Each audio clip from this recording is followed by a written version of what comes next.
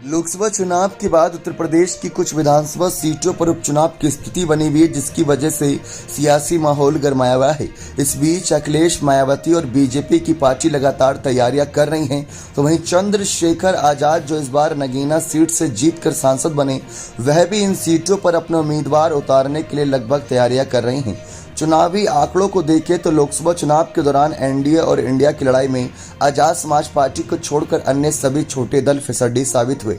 ज्यादातर अपनी जमानत नहीं बचा पाए। पूर्व कैबिनेट मंत्री स्वामी प्रसाद मौर्य सहित अन्य का प्रदर्शन बेहद खराब रहा, लेकिन चंद्रशेखर आजाद ने न सिर्फ अपनी सीट जीती बल्कि उनकी आजाद समाज पार्टी बसपा से आगे निकल गई उस सीट पर।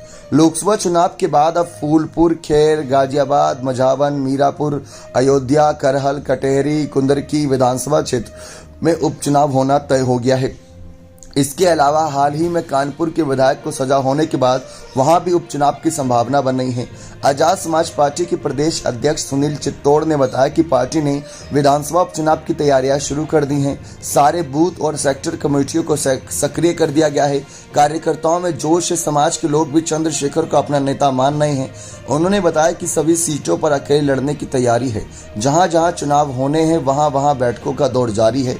प्रदेश स्तर के नेता माहौल और समीकरण को समझ रहे हैं। आपको बता दें कि इस बीच यहां पर कुछ वरिष्ठ पत्रकारों का यह भी मानना है कि चंद्रशेखर के चुनावी मैदान में उतरने से परिणाम में जरूर बदलाव आ सकता है।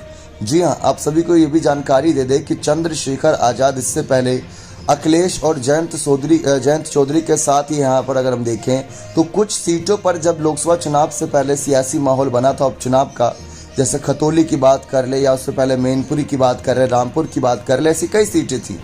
उससे पहले वहां पर चंद्रशेखर ने अखिलेश और जयंत का साथ देने का फैसला किया था, लेकिन अब देखें तो जिस तरीके से इंडिया गठबंधन ने चंद्रशेखर आजाद को नगीना की सीट नहीं दी थी, कहीं ना कहीं उस बात को लेकर इनके मन में आक्रोश अवश्य होगा।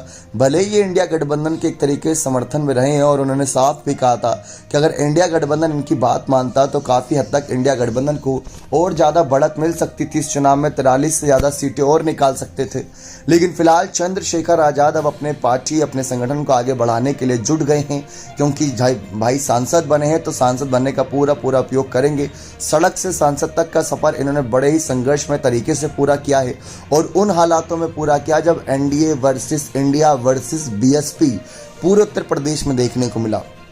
तो चंद्रशेखर देखते हैं इस उपचुनाव में अखिलेश, मायावती और बीजेपी की कैसे मुश्किलें बढ़ाते हैं। बने रहे चैनल के साथ। बहुत बहुत धन्यवाद।